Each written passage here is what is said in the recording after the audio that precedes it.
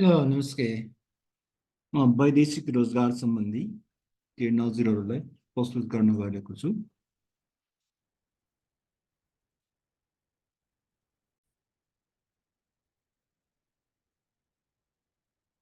Okay.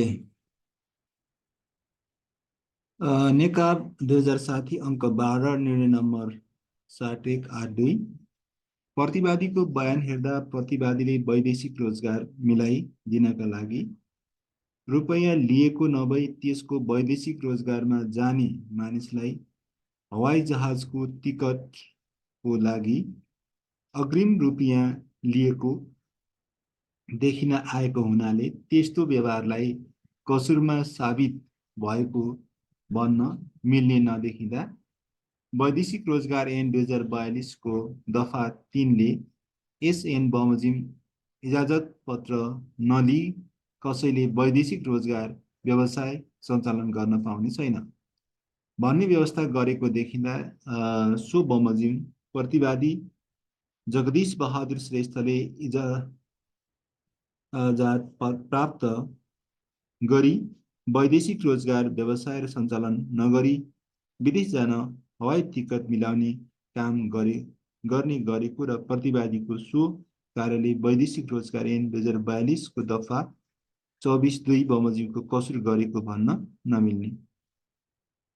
प्रतिवादीको बयान हेर्दा प्रतिवादीले वैदेशिक रोजगार मिलाइदिनका लागि रुपैयाँ लिएको नभई त्यसको वैदेशिक रोजगार जाने मानिसलाई हवाई जहाजको टिकटको लागि अग्रिम रुपैयाँ लिएको देखिन आएकोले त्यस्तो व्यवहारलाई कसुरमा साबित भएको भन्न मिल्ने नदेखिँदा वैदेशिक रोजगार ऐन 2042 को दफा 3 ले यस ऐन बमोजिम इजाजत प्राप्त नलिई कसैले वैदेशिक रोजगार व्यवसाय सञ्चालन गर्न पाउने छैन भन्ने व्यवस्था गरेको देखिँदा सो बमोजिम प्रतिवादी जगदीश बहादुर श्रेष्ठले इजाजत प्राप्त गरी वैदेशिक रोजगार व्यवसाय सञ्चालन नगरी विदेश जान हवाई टिकट मिलाउने काम गर्ने गरेको प्रतिवादीको सो कार्यले वैदेशिक रोजगार ऐन 2042 को दफा 24(2) बमोजिम कसुर गरेको भन्न नमिल्ने।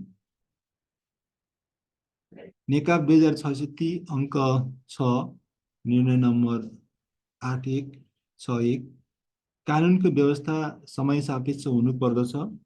समय अनुकूल नरहेका व्यवस्था वा प्रावधानलाई परिमार्जन गरी राज्यले संविधानको भावना विपरीत नहुने गरी कानुन बनाउन सकिने। संशोधित कानुन आउनुभन्दा पहिले वैदेशिक रोजगार सञ्चालन गर्न पाउने गरी दर्ता भएको व्यवसाय दर्ता हुँदा बखतको व्यवस्था विपरीत हुने गरी कानुन निर्माण गर्न नहुने भन्न नसकिने। नेकाब 2067 अङ्क 4 निर्णय नम्बर 8357 वैदेशिक रोजगार पठाउन इजाजत प्राप्त नपाएको व्यक्तिले गफलतमा पारी आफूलाई फाइदा र अरूलाई नोक्सान पार्ने कार्य गरेको कसुर ठगीको महलको 2 नम्बरले परिभाषित गरेको कसुरभित्र नपर्ने देखिएको र सरकारवादी भई चलाएको मुद्दालाई वैदेशिक रोजगार ऐन अन्तर्गत नचलाएको भन्ने कारणले मात्र कानुन विपरीत अभियोग पत्र दायर गरेको भन्न नमिल्ने। अभियोग पत्र दायर गर्दा ठगीको महल 1 नम्बरको कसुर स्थगित गरेको भए तापनि कसुरको प्रकृति र अवस्थाबाट ऐजन महलको 2 नम्बरको परिभाषा अन्तर्गत पनि पर्न सक्ने। नेकाब 2068 अङ्क 1 निर्णय नम्बर 8547 आफ्नो आमाले दिएको हक कायम मुद्दा निजले सकार गरेको र सो मुद्दामा यस अदालतले मुद्दा वेदिका समेतको अपुताली भाग कायम हुने गरी 5 भागको 1 भाग पाउने गरी फैसला गरेबाट 1 भाग अपुताली हक निजको छोराले पाउने।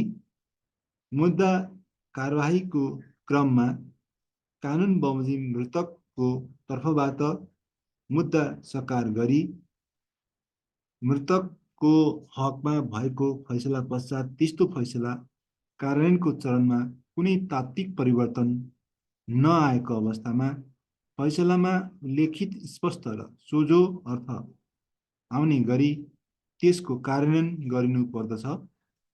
यसको अतिरिक्त कार्यान्वयन गर्नुपर्ने मुद्दा पनि नभई औपचारिक हक कायम नामसारी भएकोले सो मुद्दाको वादीको मृत्युपछि निजको हक पहिला नै छुट्टी भिन्न भएका अंशियारहरूमा जान नसक्ने। औपचारिक हक अंश हक जस्तो सबै जीवित अंशियारमा सर्न सक्ने पनि होइन। त्यस्तो हक निजको औपचारिक हानि हकदारमा नै जाने हुन्छ। यही नै औपचारिक सम्बन्धी कानुनी व्यवस्था भएकोले छोरा भएको नाताले सो हक पाउने। निकाय 2068 अङ्क 7 निर्णय नम्बर 8644 उत्प्रेषण। सरकारलाई भएको कुनै अधिकार मन्त्री परिषद स्वयंले नेपाल राजपत्रमा सूचना प्रकाशित गरी कुनै पदाधिकारीलाई प्रत्यायोजन नगरेसम्म सरकारलाई भएको अधिकारको प्रयोग मन्त्री परिषद बाहेकको अन्य निकाय वा पदाधिकारीबाट हुन नसक्ने। वैदेशिक रोजगारको इजाजत पत्रवालालाई जरिवाना गर्ने र इजाजत पत्र नै रद्द गर्ने कार्य मन्त्री परिषद स्वयंले गर्न सम्भव नहुने अवस्था भएमा सो अधिकार वैदेशिक रोजगार ऐनको दफा 26 बमोजिम नेपाल राजपत्रमा सूचना प्रकाशित गरी कुनै अधिकारीलाई प्रत्यायोजन गर्नुपर्ने र उक्त अधिकारीले आफूलाई प्राप्त प्रत्याजित अधिकार अन्तर्गत इजाजत पत्र रद्द गर्ने निर्णय गरेको अवस्थामा मात्रै त्यस्तो निर्णयलाई सरकारबाट भएसर मान्न सकिने देखिन आउँछ। त्यसरी अधिकार प्रत्यायोजन नगरेको अवस्थामा ऐनको दफा 24(1) को अधिकार मन्त्री परिषद बाहेक श्रम तथा यातायात व्यवस्था मन्त्री स्तरबाट प्रयोग हुन नसक्ने।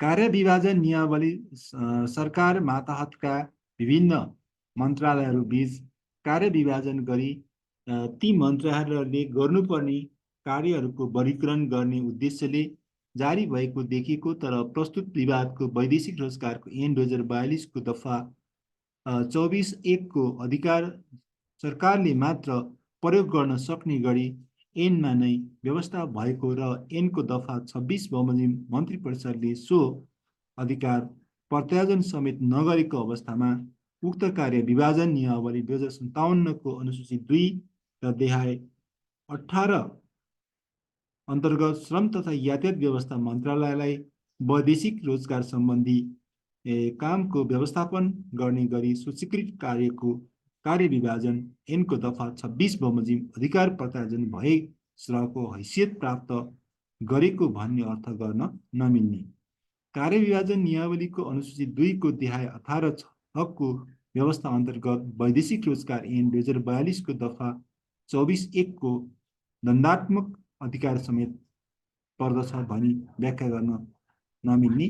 कार्य विभाजन नियमावलीको श्रम तथा यातायात मन्त्रालयको कार्यक्षेत्रभित्र पर्ने भनी विषयगत कुराको वर्गीकरण गरी दिएको विषयले सरकारलाई प्राप्त अधिकार समेत स्वतः प्रत्यायोजन गरेको मानिने हो भने ऐनको दफा 26 को अधिकार प्रत्यायोजन सम्बन्धी छुट्टै व्यवस्था गरिरहनुको आवश्यकता र औचित्य नरहने। Thanks for watching. Thank you for your attention. That's it now.